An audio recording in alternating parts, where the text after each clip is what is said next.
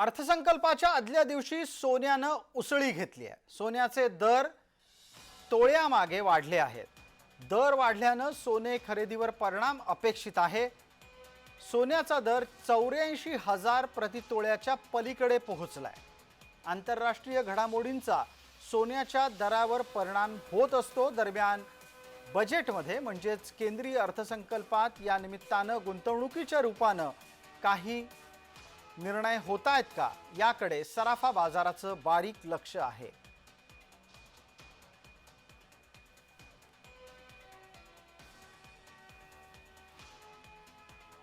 वित्तमंत्री निर्मला सीतारामन उद्या देशाचा आर्थिक बजेट आहे तो सादर करणार आहेत। आपण आता ज्वेलरी शोरूम मध्ये आहोत।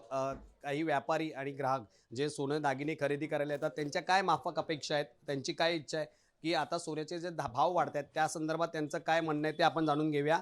काही इथे कुटुंबातील लोक आले आहेत। मॅम, क्या कहना चाहेंगे?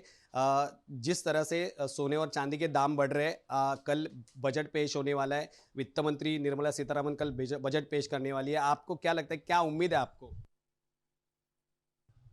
प्राइस कम होना चाहिए तो लोग ले सकते। बीच में अभी हुआ था कम, वापस बढ़ गया, तो फ्लक्चुएशन भी ज़्यादा है।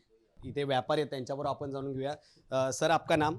मेरा नाम कुमार जैन है। सबसे बड़ी बात है कि इंपोर्ट ड्यूटी कम करनी है, भाव ऐसे कम नहीं होगा। आज सोना 85,000 पे चला गया, एक बहुत बड़ी सी बात है। और पब्लिक को लेने के लिए ईएमआई प्रोसीजर, पूरे दुनिया में ईएमआई का सिस्टम चला हुआ, लेकिन हिंदुस्तान में नहीं है।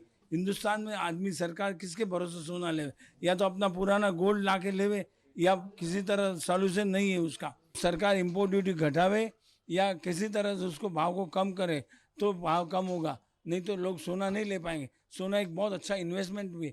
कभी भी इमरजेंसी में सोना ही ऐसा जो पैसा कैश देता है आपको, और कोई चीज़ पैसा कैश नहीं देती है। इसके लिए डेफिनेटली सोने पे कंट्रोल लाना होगा। इम्पोर्ट ड्यूटी आहे ती कमी करण्यात यावी अशी जी आहे ती व्यापाऱ्यांची मागणी आहे।